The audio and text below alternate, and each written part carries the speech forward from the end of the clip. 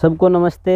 आज हम खटकड़ में हैं और खटकड़ वैसे वीर भूमि है, आप सभी जानते हैं। खटकड़ का नाम इतिहास के पन्नों में स्वर्णिम अक्षरों में दर्ज है। शहीद आजम भगत सिंह का जो पैतृक गांव है वो खटकड़ कलां जो पंजाब में है, और उन्हीं को अपना आदर्श मानते हुए, अपना पूर्वज मानते हुए खटकड़ जो दूसरा गांव है जो जींद ज़िले में है, हरियाणा में। और पिछले लगभग 1 वर्ष से ये खटकड़ वैसे भी सुर्खियों में है। किसान आंदोलन इस गांव में चला और इस गांव का जो टोल बैरियर है, उस टोल बैरियर पर भी सबसे बड़ी और सबसे ज़्यादा सक्रिय भीड़ भी रही। सबसे ज़्यादा किसान और आसपास के जो गांव के लोग थे वो उस आंदोलन में सक्रिय रहे, तो इसलिए खटकड़ चर्चा में है। परंतु आजकल खटकड़ एक और बात को लेकर के चर्चित है। पिछले 8-10 दिन से काफ़ी वीडियो वायरल हो रखी हैं, खास करके जो यूट्यूबर्स हैं, जो चैनल चलाते हैं यूट्यूब के, उनके माध्यम से। और उन्होंने दिखाया है कि खटकड़ गांव के खेतों में धन्ना भगत जो हैं उनकी एक मूर्ति निकली है। वो कैसे निकली है, वो बहुत सी बातें आपने उन वीडियोज़ में शायद देखी होंगी। जिन्होंने नहीं देखी उनके लिए जो है मैं बता भी देता हूँ। जैसा हमने गांव के कुछ लोगों से बात की, उन्होंने जो बताया कि जहां हम खड़े हुए हैं, आप साइड में ये चित्र देख रहे हैं, ये जो चित्र है ये धन्ना भगत हैं। वैसे इनका जन्म 1415 में राजस्थान में हुआ और ये एक जाट परिवार से थे। इनकी माँ आदरणीय गंगाबाई गढ़वाल उनकी माताजी थी। और ये वैसे जो जैसे कहावत है या जो किंवदंतियाँ चलती हैं उसके अनुसार ये खुद कृष्ण और वैष्णव के भगत थे। वो मंदिर में कहीं रहते भी थे, परंतु इन्होंने कोई अपना धर्म, पंथ, मजहब कुछ चलाया हो ऐसा कहीं देखने को नहीं मिलता है। और ये भी मान्यता है कि ये बहुत ही साधारण गरीब परिवार के थे और कोई पाखंड न इनके परिवार में था और ना ये खुद करते थे किसी प्रकार का पाखंड। ये अपनी व्यक्तिगत जिस तरह के साधना करते हैं लोग अपने कहीं गुफा में बैठ करके, या वैसे इन्होंने की, इतना सा इनका वर्णन आता है। और परंतु ये यहाँ खेत में निकले हैं और प्रत्यक्षदर्शियों ने भी बताया है कि लगभग 3.5-4 फीट की नीचे गहराई में जिनकी ये मूर्ति मिली है। और मूर्ति के साथ साथ यहाँ एक पत्थर रखा हुआ है 1475, जो इनका निर्वाण दिवस कहिए या 1475 में इनका देहांत हुआ था, तो वो पत्थर यहाँ रखा हुआ है। वो भी आप देख सकते हैं एक बार नज़दीक से। इसको पत्थर को मैं नज़दीक से जानबूझ करके कह रहा हूँ क्योंकि ये जो पत्थर दबा है, लोगों को कहीं ना कहीं ये दिखाने का प्रयास किया गया है कि ये 1475 में मूर्तियाँ दबाई गई थी, पर ऐसा कुछ नहीं है। इसी पत्थर को जब आप देखेंगे, इसमें जो कटिंग की गई है वो ग्राइंडर से कटिंग की गई है और ग्राइंडिंग 1475 में थी भी नहीं। और दूसरा, ये जो मूर्ति आप रंग देख रहे हैं, बहुत पुराना ये रंग दिखाई नहीं देता है। हालांकि मूर्ति के ऊपर कुछ स्क्रैचिंग पड़े हुए हैं, या तो इन्होंने ये निकाली है तब इस पे स्क्रैचिंग पड़े हैं, या पहले से स्क्रैचिंग थे। परंतु जो नीचे लिखा हुआ है धन्ना भगत, जो लिखा हुआ है नीचे, जो नाम लिखा हुआ है, उसमें यदि आप देखेंगे तो वो बहुत ताज़ा पेंट दिखाई देता है। और आप सभी जानते हैं यदि फॉरेंसिक लैब में इसके किसी भी उसको भेजा जाए तो वो बिल्कुल स्पष्ट बता देंगे कि ये कितनी पुरानी मूर्ति है और कितने दिन तक जो है इसको बाहर रखा गया है या कितने दिन तक अंदर रखा गया है।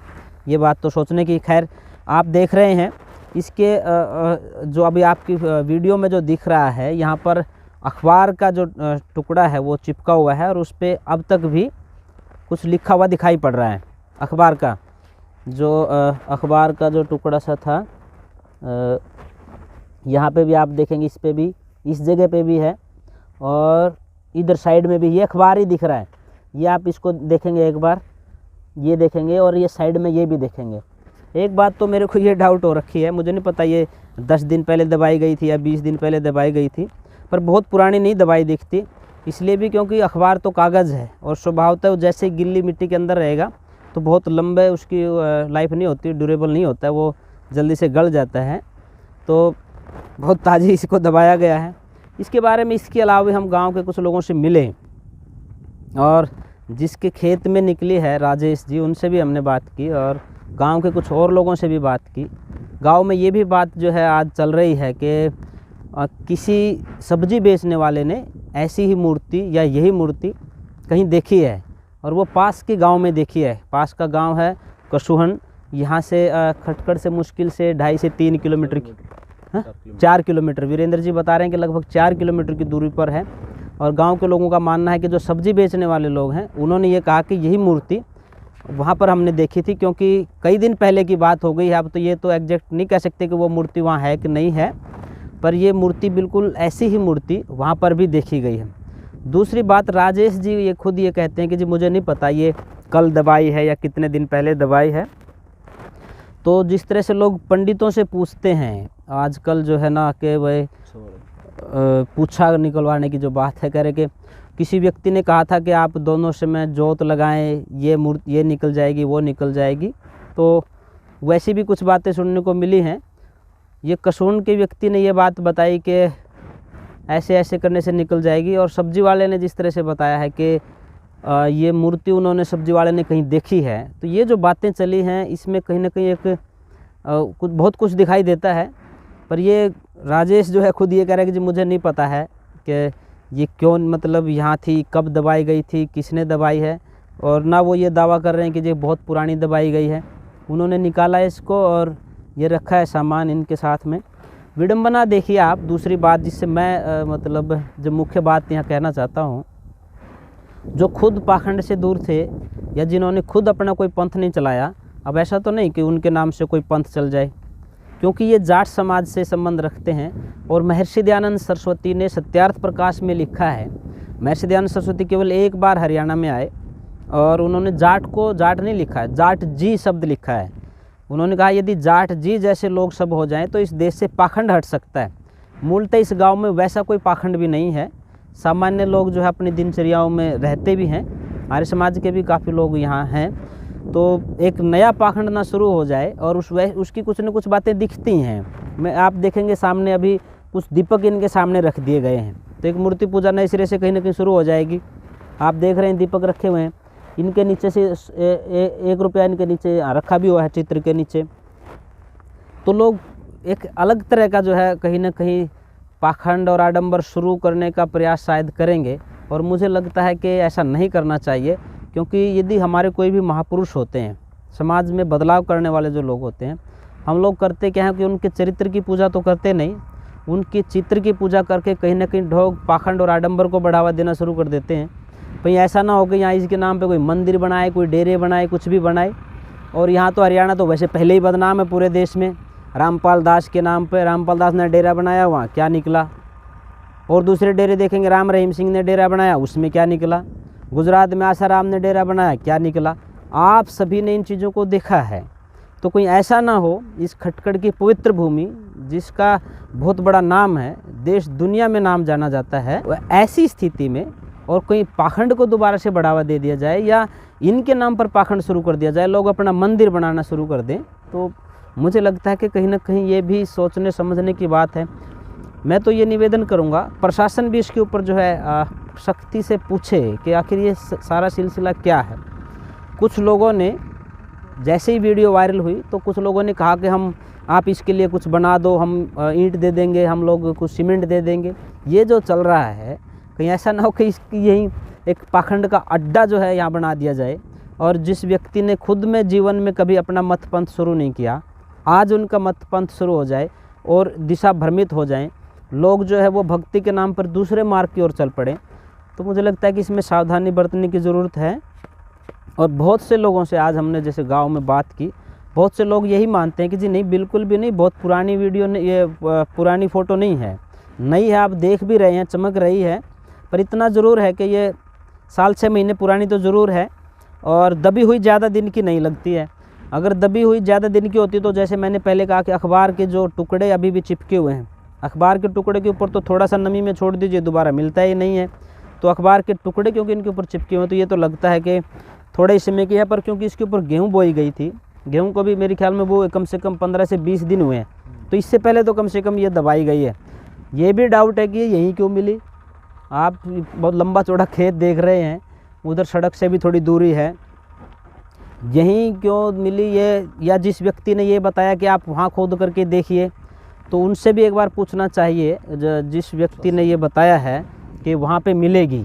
और इसमें वज़न जो है हम लोग उठा करके देख रहे थे, वीरेंद्र जी और मैं, हम लोग इसको बारीकी से चेक कर रहे थे। क्यों इसलिए चेक कर रहे थे कि कई बार जो पेंटर होता है वो अपना नाम लिख देता है, मूर्ति बनाने वाला भी अपना नाम लिख देता है, पर बड़ी बारीकी से इसमें पेंटर का या किसी मूर्ति बनाने वाले का नाम तो नहीं है इसमें।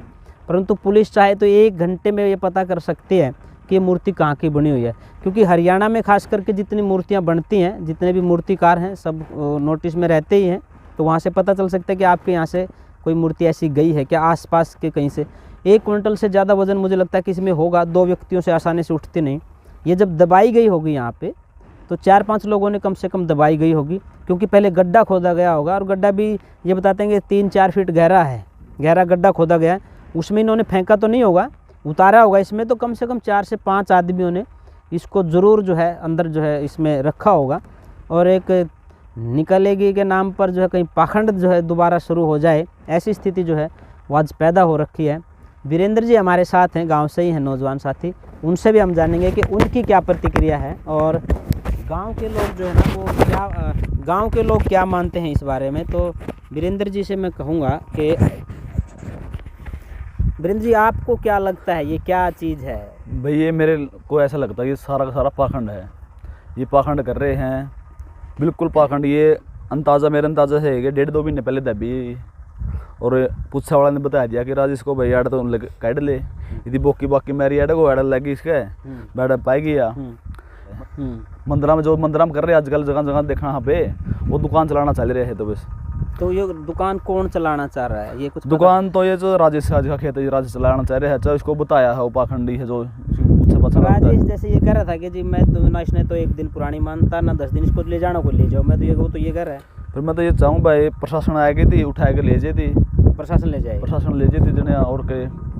हाँ तो ये वीरेंद्र जी की बात में भी दम है कि इसको प्रशासन ले जाए और कहीं जहाँ ठीक सी जगह वहाँ रखवा दें, क्योंकि महापुरुष है, मूर्ति बनी है कोई और दूसरा ये भी है मूर्ति मान लो कहीं करे थे वो चौतरा बना के स्थापित कर दें। आज तो ठीक ठाक है, लोगों का माहौल मन भी अलग तरह का होगा।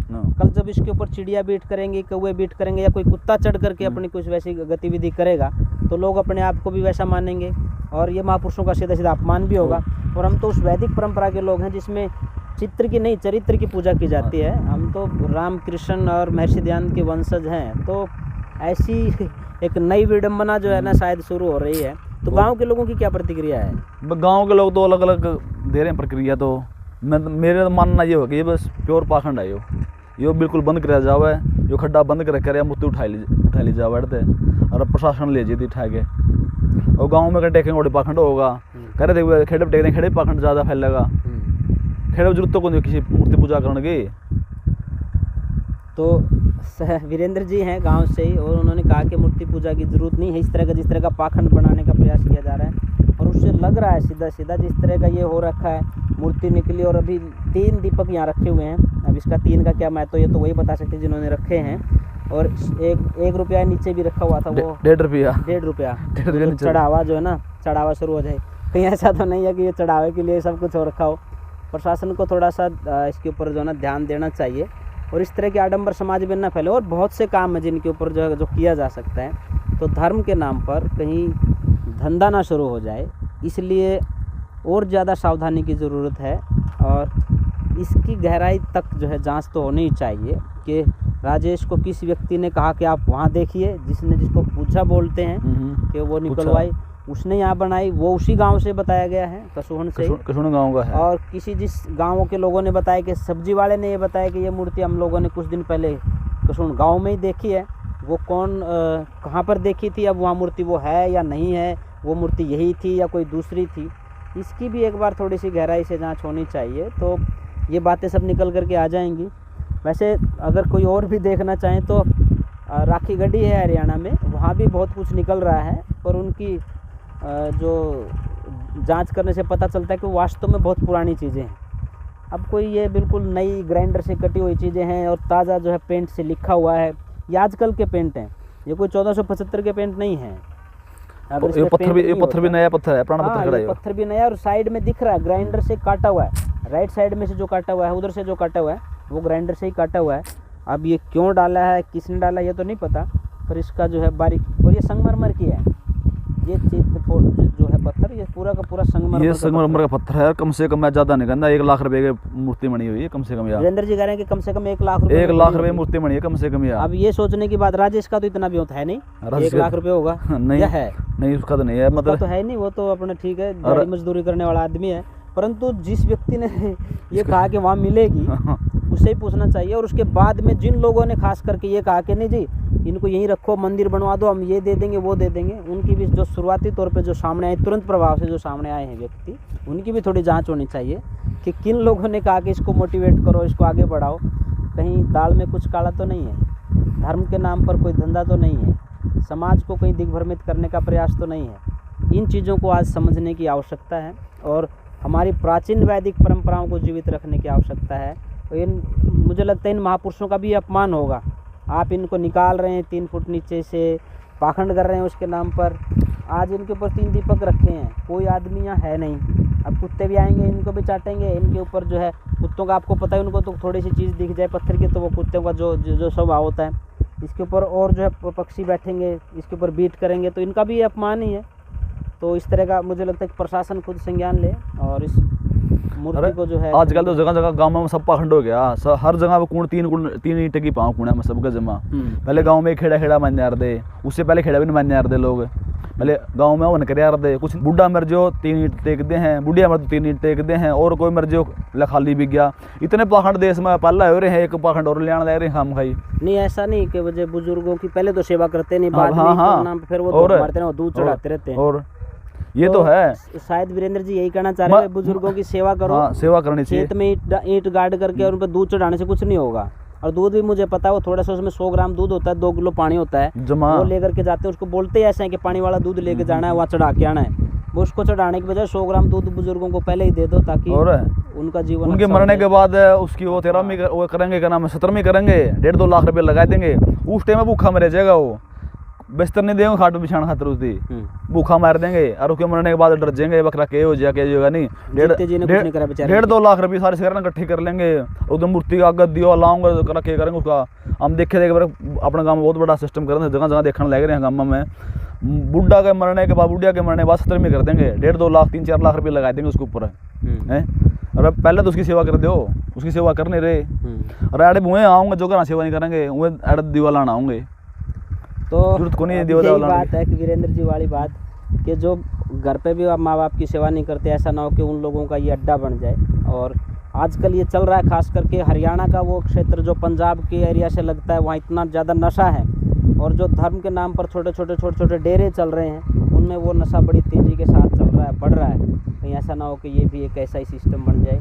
एक बार प्रशासन को भी और गांव के लोगों को भी मैं तो कहना चाहता हूँ, गांव के जो मौजूद आदमी हैं, बुजुर्ग आदमी, उसको इस बात का संज्ञान लेना चाहिए। कहीं ऐसा ना हो कि गांव में ही दूसरा करौंथा हो जाए, यहाँ पे दूसरा बरवाड़ा यहाँ पे बन जाए। जिस तरह से करौंथा में रामपाल ने अड्डा बनाया, जिस तरह की घटनाएं वहाँ हुई, सारा देश जानता है। आज रामपाल जेल के शिक्षकों के पीछे पड़ा हुआ है, वहाँ की माँ बहन बेटियाँ बेचारी इधर उधर जाने में भी संकोच करती थी। बरवाड़ा में जिस तरह का हुआ, ऐसा ना हो कि ऐसा ही कोई आडंबर बन करके खड़ा हो जाए। और एक बड़ी और पवित्र आदमी को जो है, जिसने अपने जीवन में कभी कोई पंथ नहीं चलाया, उसके नाम से कोई अलग से ऐसा चल जाए, तो उनकी भी जो है कहीं ना कहीं ये उनके भी मान सम्मान को ठेस पहुँचेगी, और कहीं ऋषियों की जो परंपरा है उसको भी ठेस पहुँचेगी। तो मैं यही कहना चाहूँगा कि जिस तरह का ये सारा दिख रहा है, उसमें कुछ न कुछ साजिश तो लगती है, और कितनी साजिश है ये प्रशासन को संज्ञान लेना चाहिए, इस पर कुछ न कुछ कार्रवाई करनी चाहिए। धन्यवाद, नमस्ते।